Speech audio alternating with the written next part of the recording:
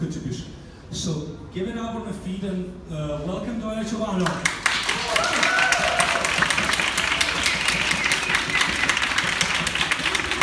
Okay, cool. Thank you, Doina. So yeah, thank you for coming. Is it work? I guess. No? It Yeah. works, yeah. Thank you for coming. First of all, we'll start more sort of understanding where you came from. And I know you model for brands, and I made some notes like Jean Provocateur, Burberry, Versace.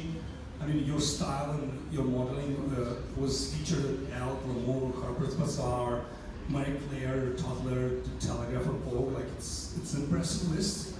So where you came from? I mean, where did you grow up? I mean, what was your favorite cartoon? I don't know. Like, what is Doina Ciobanu in the childhood? What you were? Well, I grew up in Chisinau, as many of you know. Favorite cartoon, I was obsessed with animes, hence the obsession with Japan.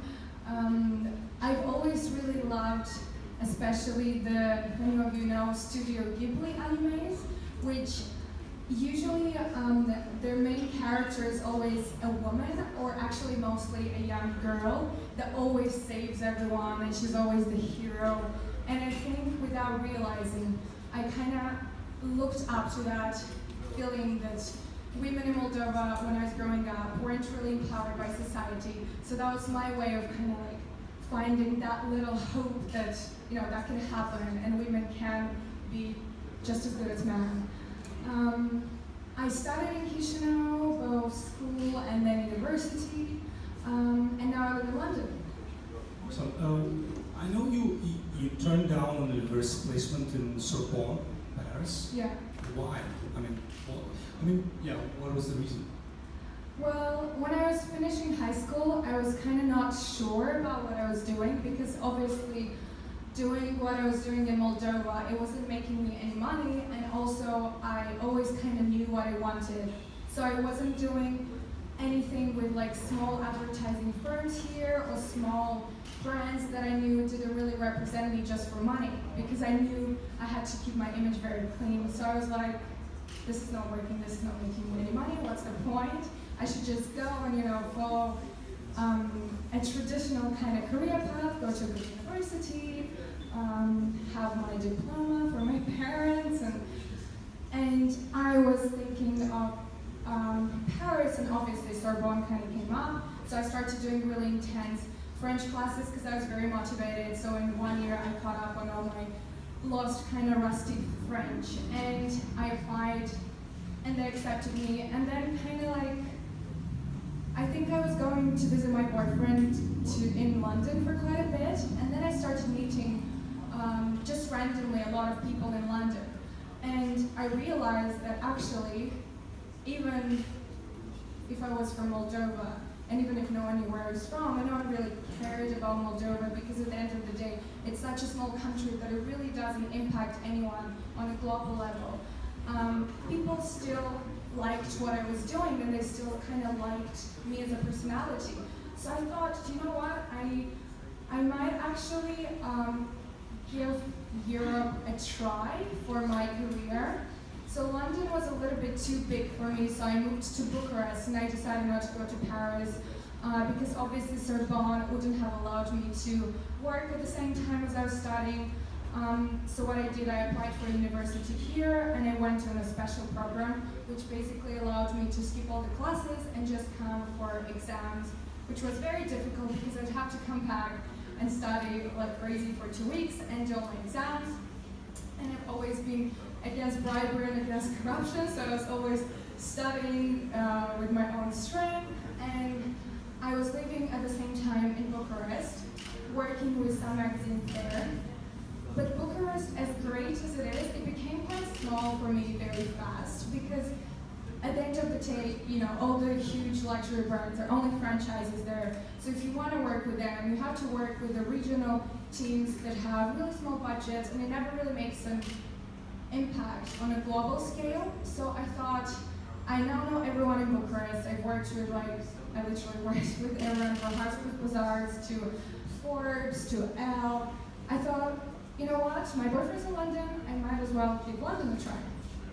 And at that time, I went to London just for a holiday, and Kate Moss' ex-agent wanted to sign me, so I just gave it a shot. I signed with him, I moved to London, and kind of everything just happened. So it was for the love and for the, I don't know, for the, like, what drive you, I mean, to go into this fashion, into this blogging, social media? I mean, what was kind of intuition, sort of, what was behind that? You know, I think a lot of times some people know that I really wanted to get involved into politics. And at some point I realized that no way I wanted to do that in Moldova, I guess you know the reasons. And fashion has always been something that I found quite empowering. Growing up, I had the experience of so many different styles. I was dressing quite emo for a while, I was dressing more gothic for a while, and then my mom was always very feminine, so I kind of felt like, you know what, fashion is actually one of those industries that just lets you be whoever you want. Like, there is no stereotypes in fashion. You can dress as a man. If you're a woman, you can dress as a woman if you're a man. So I think fashion was a way of expressing myself, and it was the easiest way a 16-year-old could without getting involved in any dirty business. Cool. And where the name, like the blog name, called the Diamonds came from? You know, I've kind of tried to come up with so many really cool stories and inspirational stories, but to be honest, it was just something I was thinking about for a few days, and it kind of worked together, so I decided to give it a go. And there is no huge story around it. Okay, that's cool.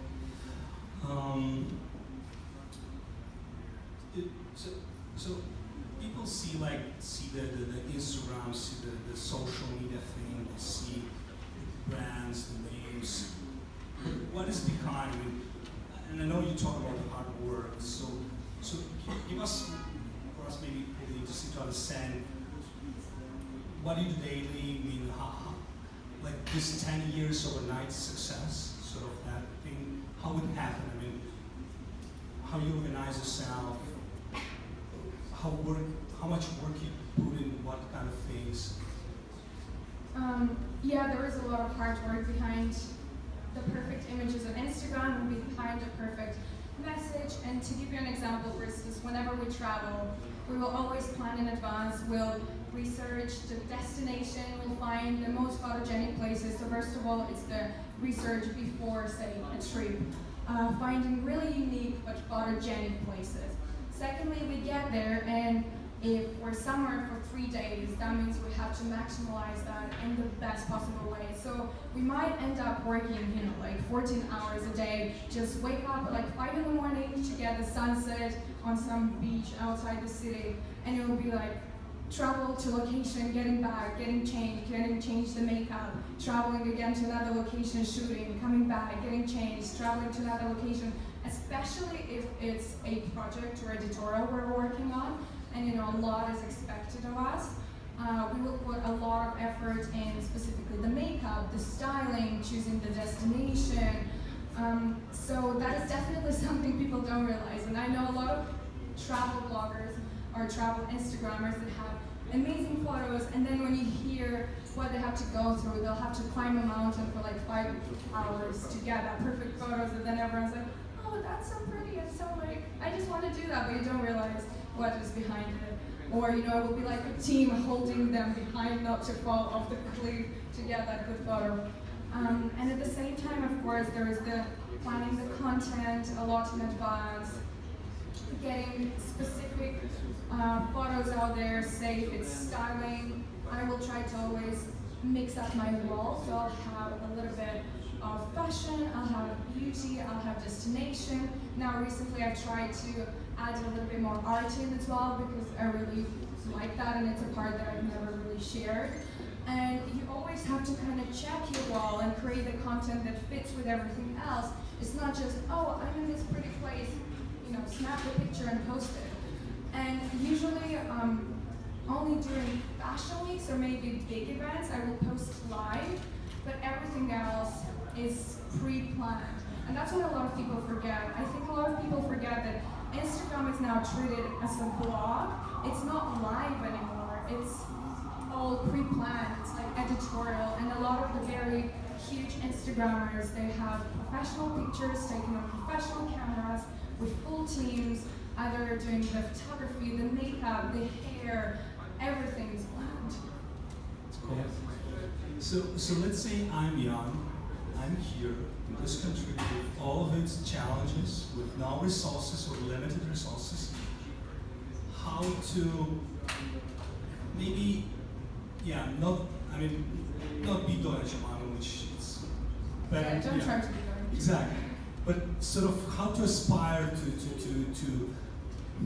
sort of create something to the world, make something useful for others, inspire others, be an example for my community. So either through entrepreneurship or through social media. What would you do if you would be like sort of starting up? What would be the advices for a young teenager here? I'll start from the fact that I think a lot of young people now, because of the social media and because of this fast world, the internet, a lot of young people are very fast at giving up. So they think that, you know, things have to happen overnight. They see all these people, oh, they're just famous, that happened overnight. So I meet a lot of people that try something and then, you know, they leave it because they don't have that long-term kind of plan. They don't really have something they're trying to aim towards. They don't have a goal. And I think at the beginning, when I started, what I always knew was that at some point in my career, I wanted to get to help people, be that through, you know, empowering women or trying to work on environmental issues. And I've always been very passionate about politics. So even when I started my fashion blog, I knew that at some point I was going to do that. So I think I was always working towards that. I was working towards building my little community that would share my ideas, that would share my values, that would go around and spread those values and you know, spread the messages that I put out there. So definitely have a goal. If you're starting something, be prepared to commit 100% and really work for it. But because you don't have a boss, you know, your own boss, you're your own boss. If you're a freelancer, if you're trying to be an entrepreneur, you have only yourself to rely on until you get to a certain level where you can hire other people. So be prepared to just work, and work. Also, be prepared to sacrifice things like having fun and, you know, going to the cinema and having a drink and going to the club, because you go to the club on Friday evening and then Saturday morning you're so sick that you can't work, so then that's why I never go out, because then I miss out on work. I'd say, you know, be really dedicated to what you do and really believe in it, and try to along the way find other people that believe in it as well, because you can never succeed alone. You really need to build sort of your own little tribe. And definitely exploring the power of social media, especially for people in Moldova, because obviously Moldova doesn't have that many resources. It doesn't have those amazing universities where you can go and learn about all the social media stuff. But guys, there's the internet. The internet has everything you can ever desire. You go online and you can find so many courses. You can find training sessions on how to build your social media channels, how to build your YouTube, how to build your blog, how to build your e-commerce. Always learn. I think learning is something that you should never stop doing until you retire. Even then, you probably still want to learn. That's really cool. So, so let's say I'm young. So I have the passion, the goal. I work every day. How long it takes? I mean, because I guess it's not like a couple of months acceptance? Like how long it took for you, and what was the moments maybe when you wanted to give up, and what kind of helped you to continue? Or maybe there were not such moments, but in a way, what was the challenge there, and how long it took for you to sort of break even, sort of create a leap, and be confident that it's something you are do for the next 5-10 years? It's a really good question. I think, first of all, it's very different. Depends on what industry you're in, depends on how old you are, it depends on where you are. When I was starting, it was much harder for me because when I started in Moldova, no one here understood, so no one ever knew really about digital marketing, social media, building that up. So I had to find out everything myself. So it's a very long process. Now, starting that, it would be much easier because you have all the resources. There are even lots of bloggers giving out, free lessons on how to build your own thing, or you pay $5 for like 10 courses, and you can get that. So it really depends when you're starting.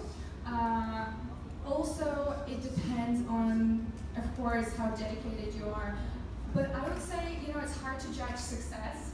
To me, success is definitely when a person that sees what you're doing tells you that you have somehow impacted them. To me, that was the point where I was like, wow, this actually means something, and I actually want to keep doing it. And a lot of times when I felt like giving up, I'd read someone's private message. Usually those very sentimental messages come in private messages, so always check those.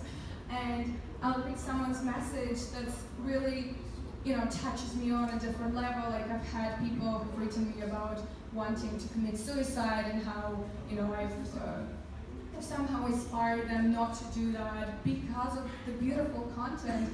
And some people wouldn't understand it, but it does impact others in that way. Or some people will say that I've inspired them to give up some boring career and go and pursue what they want. So I think definitely seeing those kind of moments where you feel like you can't just give up, because then you're giving up on these people and you're sort of betraying them.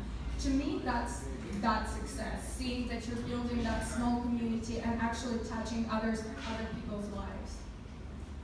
Amazing. All right, we're moving sort of from the childhood to current sort of state. So what is Doina Ciobanu next? I mean, you have been to LA recently, yes. And what are your next plans? Next week we're going to Cannes Film Festival, and actually I don't even know where we're going to be next week because we're going to Cannes. We might go to Marrakesh, but not confirmed yet. My life is always like 2 days in advance. I know what I'm doing. Because one, fashion is like that, and two, the digital world is like that. Everything is just very fast and very last minute. So it's definitely going to be like south of France and maybe Morocco. And it's very exciting because I'm going to Cannes with Dior, which is one of my favorite brands to work with. And I'm trying to, I've always kind of been like that. I try to work with a small amount of brands, but that really believe in me, and I really believe in it, because I've had experiences where I wanted to work with someone, and then they would say like, oh, she, at some point, like, oh, she's not right for us. But actually it was just that I didn't have like 50,000 more followers, and then they come to me and they're like, oh, we really want to work with you because now you're right for us, but I haven't changed at all. So I'm like, well, I'm not sure that you're right for me, if you don't believe in me. So there are actually some brands, for instance, Paul Smith that I'm wearing, they were actually the first brand that worked with me when I was in England. They really strongly believed in me, and they made me their first digital ambassador in the face of their first global digital campaign. And with them, for instance, even if they don't pay me sometimes, I will still go and I'll just get their clothes and post them and wear them because I love them, and they really supported me. So to me that really matters, and I try to work only with those brands. A little bit off the topic there. So I think But to get to my point, I think what I'm trying to do now is really filter through what brands I'm working with and really strongly, slowly but strongly build the message that I want to do more and I want to get involved in more important issues. And I really do, and it's quite hard to actually get involved, like, you know, environmental issues in Moldova, like where to even start. But I think it's very important to at least start putting out the message, because it doesn't just happen overnight again. You have to really show over a long period of time that that's what you're interested in. So then when you go to someone and offer them, oh, I want to work with you on this kind of project, they're, you know, they know that you're actually interested in that. Interesting. All right, so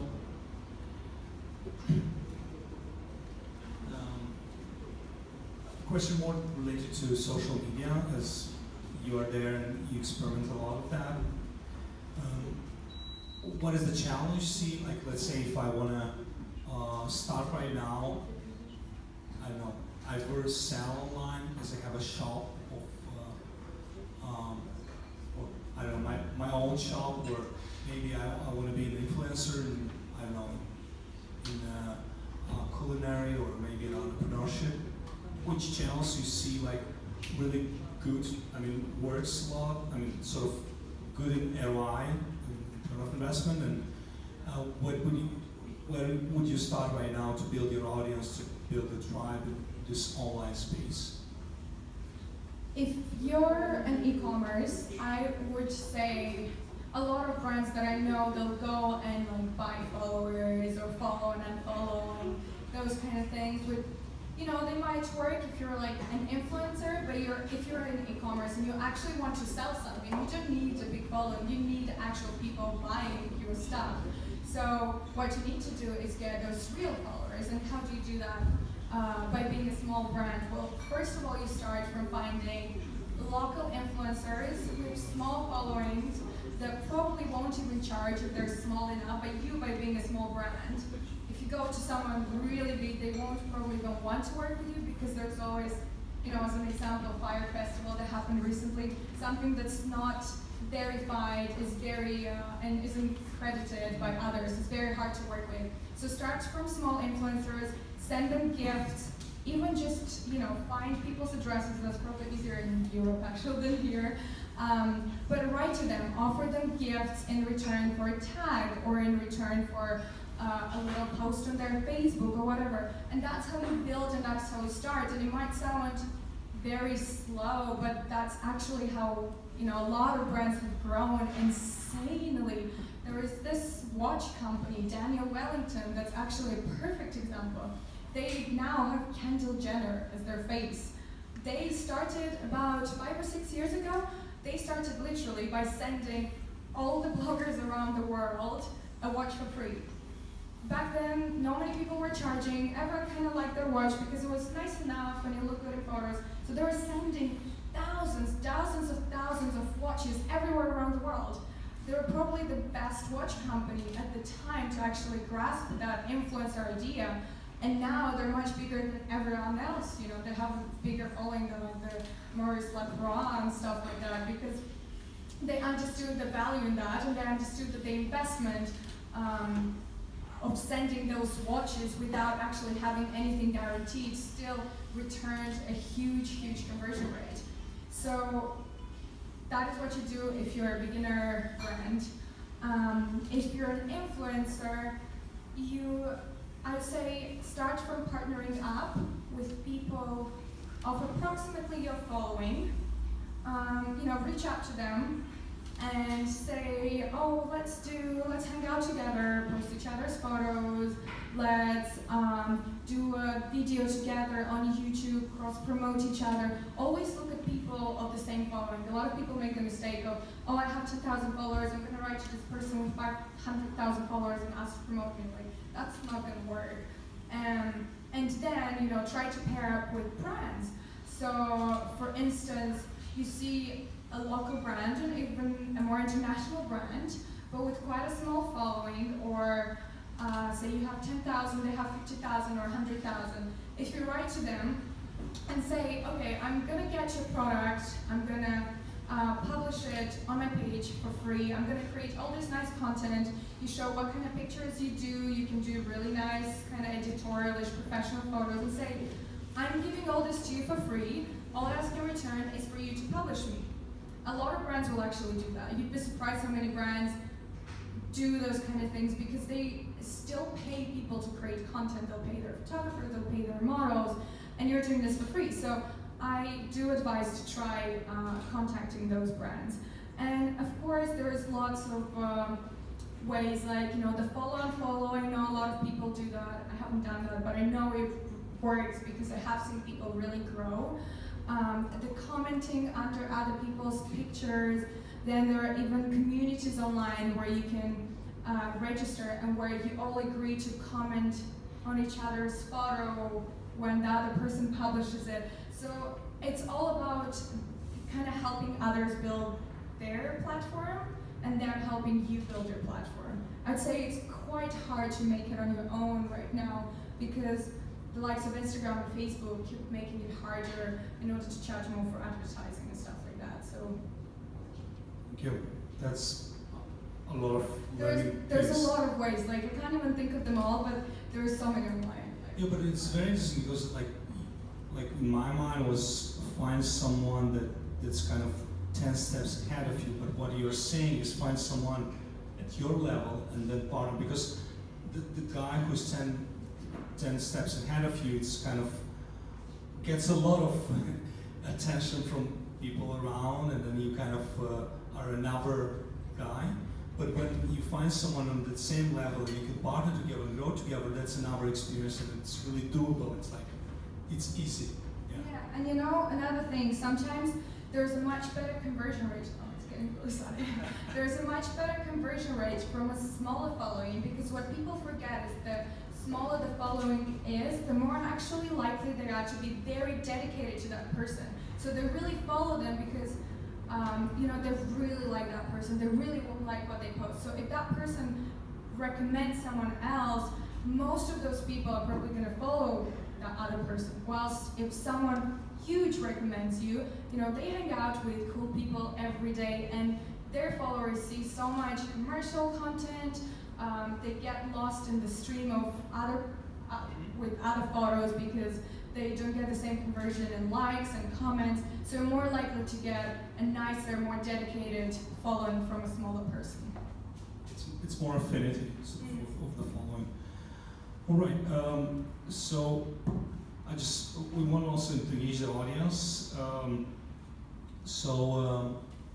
If, of course, not a lot of, so let's get some questions before I have more, but yeah. Hi, I must say I'm not into the fashion industry very much, but it's interesting for me how you grew up as an example in the industry. My question is, you're very young. All the strategy of going to London, going to Paris, going to Bucharest, did you make this decision by yourself, or did you have a mentor which helped you with advices, what to do, when to do? Because I remember myself when I was, 16, 17 years, I wouldn't have thought about strategies, where to go. Things. Oh, I wish I did have someone like a PR or something, but unfortunately when I did it, it wasn't even really a thing, like, a blogger getting a PR or getting a manager or blah, blah, blah. So it was, I have always been quite stubborn and I did try to go to England. I went to England when I was 16 to do my A-levels, but then I got hit by a car, so I felt quite depressed and I came back home, but I always kind of wanted to go there and experience more and travel and learn and understand other people, because I think it's also so important, which is why so many politicians are failing. If you want to be a leader, to actually travel around and see different cultures and understand different people, because unless you see all levels of society and how they live and what struggles they go through, unless you see loads of different cultures and you see what makes them successful, or what makes them poor, or what makes them go to war. You can't really be illiterate because you don't know what's out there. So I think I've always known that I have to travel and I have to go somewhere. But you know, I won't lie, my boyfriend was quite an inspiration for me.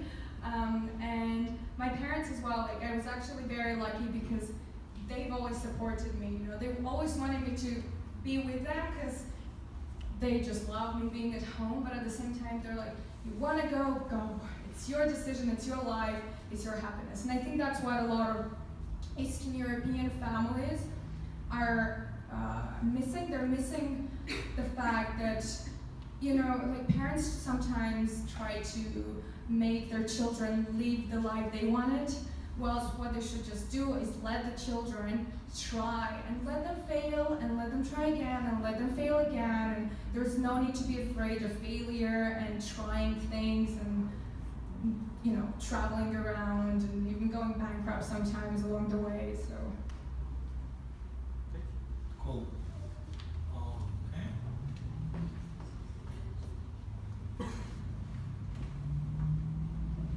Hi, I'm Anna. I'm a psychologist, and I was curious. You mentioned that there are moments when you were thinking to give up.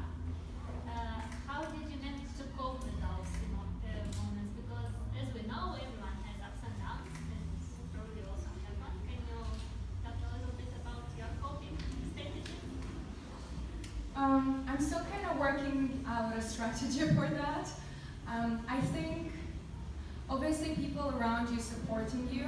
I don't know that I would have been able to survive in London if I was on my own, because especially when you're in a city like London, for instance, it's so overwhelming. There's so many people, there's so many successful people, beautiful people, people whose uncles are dukes, people whose grandfathers were brothers with the Queen, and you know, so it's very hard to compete. And when you have someone to come home and tell your problems to, that's very important. That to me is a huge savior. Same as calling my mom sometimes and telling her. I try not to tell her that much because it stresses her out. So, but I think, you know, like I said, when I will get a message or I'll meet a follower that will tell me that I inspire them, or that somehow, you know, I make them their life nicer, at least just by showing them nice photos. That really does inspire me. And then I also very often see how there are so many people online that kind of use their social channels very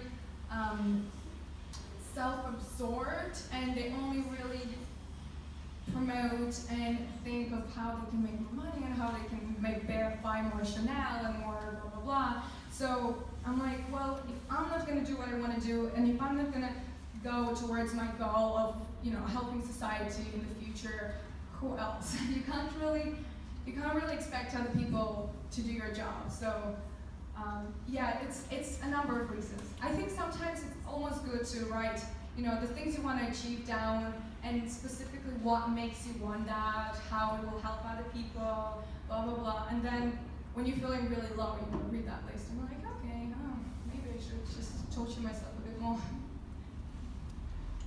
Cool. Okay.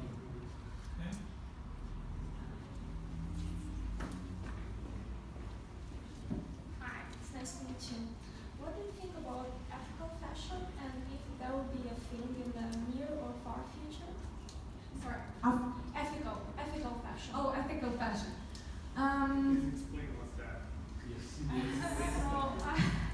So basically, the fashion is the second dirtiest industry in the world. So it's damaging the environment, as you said. So you said you want to be this eco warrior in Moldova or anywhere else in the world. So there is this eco fashion or ethical fashion, whatever you can call it. Slow fashion also. So that basically tries to damage less the environment. Use, for example, organic materials or stuff like that to pay the workers accordingly or stuff like that. So. Yeah, well, I think you made 2 points there. One, the wage problem that you get in a lot of third world countries where the labor is used unethically and they use child labor. And I think a lot of people actually kind of merge the two together, like the pollutant part and the unethical part in those countries. And actually someone did write to me that the other day on Facebook, so it's funny that you mentioned it. I don't know where your sources are from, that it's the second biggest pollutant, because to my mind there's just so many pollutants. I mean, everything we do, like turning on the light pollutes a ton more, or flying a jet, or there's just so many serious pollutants that kill the planet every single day that fashion is like the least of them, especially considering that a lot of Western countries are using a lot of recycling donation bins and stuff like that, and I've noticed even Chisinau has that now. I do really support all the materials, like a lot of, it's quite fashionable now, especially in LA, to do like clothes from recycled materials and things like that.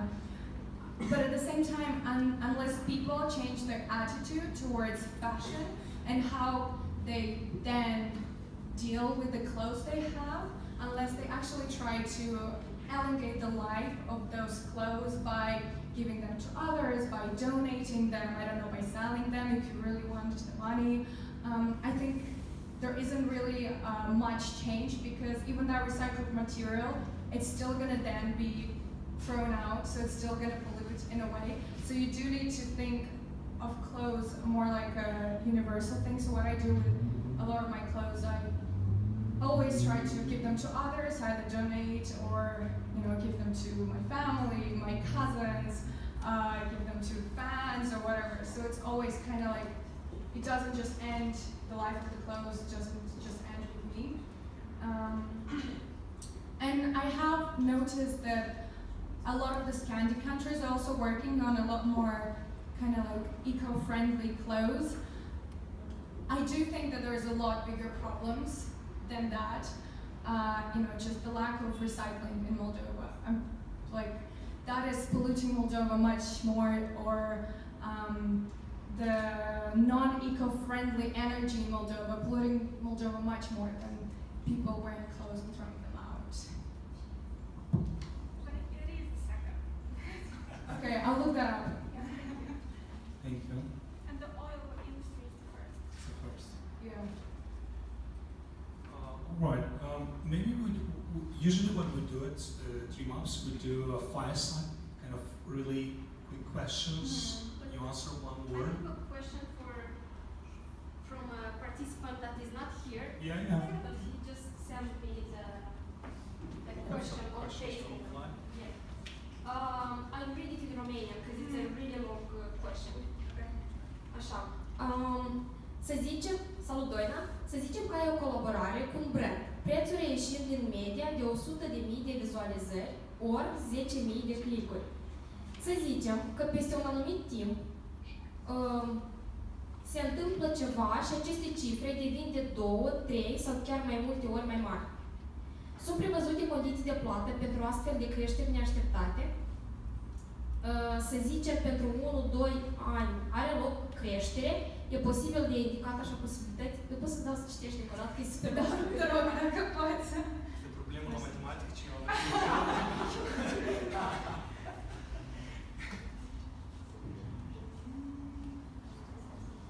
Noi asta filmăm și după Okay. Înțeles. Do I answer in Romanian? Da, da, să spunem Yeah. român, da. So I'll just quickly say the question. If you work with someone and they're based on your current following or your current visits or your current view count, and they pay you X amount, does it go up in the future if your views or followers or X amount goes up? Well, it really, really depends.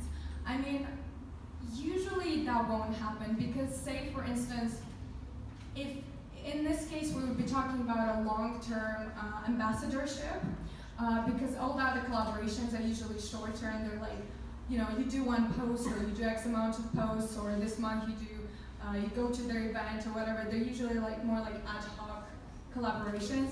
When you're talking about that kind of growth, that would be across a period and it would be an ambassadorship. Now, an ambassadorship is usually very well negotiated by the manager, yourself. You should know if anyone wants to do ambassadorship, you should really negotiate that.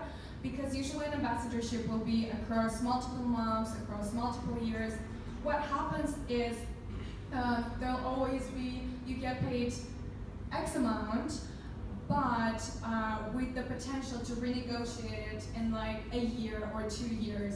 So it never happens that, oh, we're paying you because you get X amount and then you suddenly get more and you know, they pay you more. You would want to over-deliver because in that case, the client will want to come back with you and next time maybe even pay you more because they'll see what a great result it was.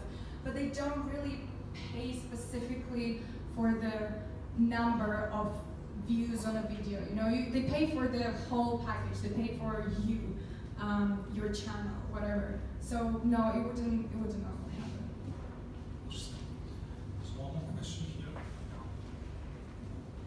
Bună seara!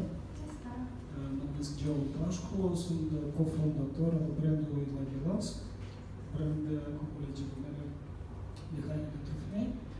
Noi, creând un brand tânăr, înțelegem fix ca și tine că Moldova este foarte mică și trebuie să ne concentrăm atenția la exterior, România și mai departe.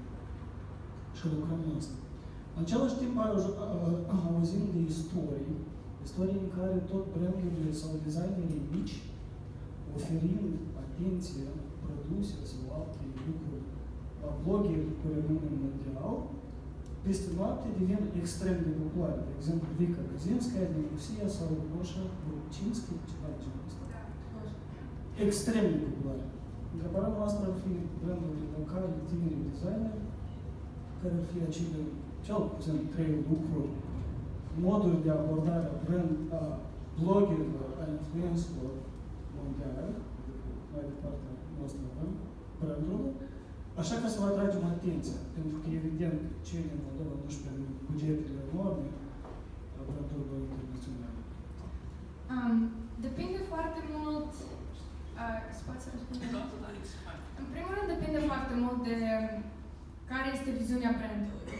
De exemplu, este un brand care anume vrea să fie foarte revoluționar și să facă foarte mulți bani într-o perioadă scurtă de timp sau vrea să fie un brand de lungă durată. De exemplu, cine ați menționat, Goșa Rupcinski, fenomenul este foarte ușor de explicat, deoarece el a apărut din start după ce Demna Vasale, dacă știți, a preluat Balenciaga și a creat Dreamups, a făcut super popular peste tot în lume trendul ăsta de anii 90, post-USSR style.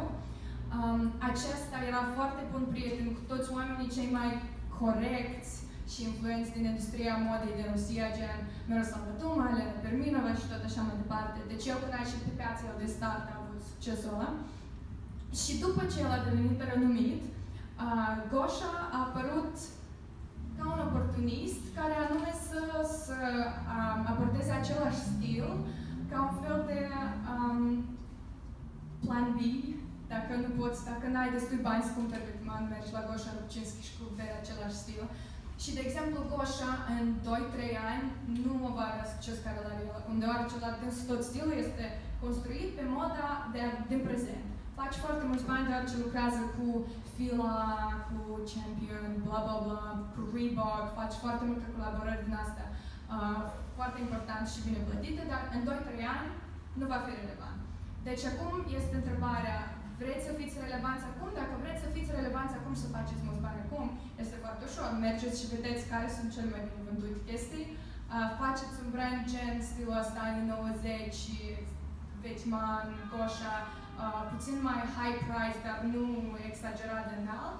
Și atunci o să, când le scrieți la blogger internațional, o să fie gen, ok, trimiteți-mi deoarece eu pot să port chestiile astea la un Fashion Week, eu pot să port la evenimente și tot să scrie că eu port ceva super fain.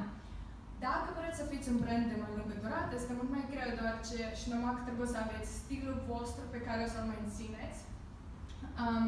Și în cazul dat, este mai greu să ajungi și să obții interesul bloggerilor, influencerilor, deoarece la sfârșitul zilei ce căutăm noi este să purtăm ceva ce este la modă acum, pentru ca revistele să scrie despre noi, pentru ca toate site-urile să scrie despre noi, să ne publice, and so on. Trebuie să fie ceva foarte clasic, aș spune eu, dacă vreți să fiți totuși de lungă durată. Care e planul dumneavoastră? Cam ce... Geo, trebuia să vii cu rochie gata, să dai doi. Facem o excursie. Din câte am înțeles, aveți un speech la rochie? Da. Noi avem atelierul la Zipaus, care este 200 de metri. Dar putem beneficia de atenție. Discutăm în privat. Deci este un brand de care vrem să construim termen foarte lung. Este vorba de creație foarte delicată, handmade, pe niște stofe foarte bune, cu concert, în tehnică de glasetă, dacă ați auzit, bine tradiția românească. Adică e ceva foarte specific, nișat și de calitate, care vrem să-l ridicăm la nivel internațional. Deci nu e doar puteți vedea că, de exemplu, este Olga Blanc, care foarte bine s-a ridicat la nivel internațional și deși rochile acum nu sunt stilul meu, dar ele se vând super bine, deoarece sunt o nișă anumită, adică întotdeauna trebuie să înțelegeți care este nișa dumneavoastră. Dacă este elegant și red carpet, atunci mergeți pe calea asta și încercați să trimiteți la cât mai mulți oameni, chiar nu trebuie să contactați. De exemplu, eu am PR prieteni de mei care reprezintă un brand și, de exemplu, ei văd că, spre spunem, Khloe Kardashian stă într-un oraș, într-un anumit hotel, ei au trimis peste noapte la ea în hotel roche pentru dânsa sau top, nu, parmi era top. Și pur și simplu țin gen pumnii ca să poarte. În câteva luni a purtat, brandul cu noapte a explodat, adică nici nu trebuie neapărat să mergi prin blogger sau celebrități direct, dacă este red carpet, spre spunem. Trimiți și aștepți și speri. Asta, de fapt, este mai eficient, deoarece, cum am zis, este foarte greu fiind un brand tânăr să atragi atenția și interesul. Chiar dacă oferi foarte mulți bani, uneori, oricum, mai ales după ce s-a întâmplat acum cu festivalul ăsta, chiar serios, eu cred că cât mai mari oameni vor filtra foarte multe colaborări și vor colabora doar cu branduri care sunt super sigure și super destul de controlate așa public. Okay. All right. So we have this fireside thing. So it's really quick questions. You just have to answer one kind of word. So, color of 2017. Candy pink. I don't know what's that, but I'll Google that. It's like the Balenciaga boots. They're really bright pink, like candy floss. Okay. The book you would recommend to a friend? Since we're speaking about business, I'd say Tribes. Tribes, so good. Yeah. Good book. If you could have an unlimited storage of one thing in your wardrobe, what would that be? Ooh, that's very hard. Probably a good pair of boyfriend jeans. Okay, cool. Or maybe oversized masculine jackets. I don't know, that's a hard one. What is one of the things you would put in your bucket list? One of the things. Or maybe you have already something that to share one. Is it Antarctica? It's Antarctica. If that counts. Yeah, that's cool. See Earth from space. Amazing. What is your favorite, if you have a superpower, what would be that? Probably teleportation. Teleportation, yeah, I'm gonna. How long does it take you to get ready in the morning? It really depends on my mood and how many coffees I've had. It can take from 5 minutes to 1 hour. No, okay. If you were to write a book about yourself, what the name will be? Still haven't figured out this life thing. Cool. And two last questions. You just have to finish the sentence. Moldova is?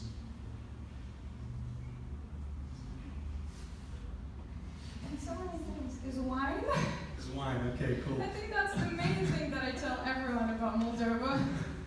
Yeah, we have the biggest wine cellar in the world. That's what I also say at internationals. It's the selling point. The world is? The wall. Yeah. The wall. The world, like the Arab. Oh, the world. Yeah, sorry. Yeah. The world is stunning. Thank you, Doina Ciobanu. Thank Give it you. up.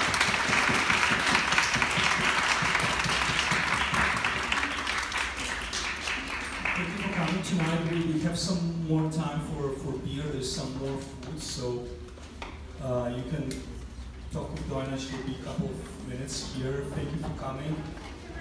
Thank you for Orange, for the Bureau. Thank you for Mobias Bank, our media partners, Agora and Realitata, and DS.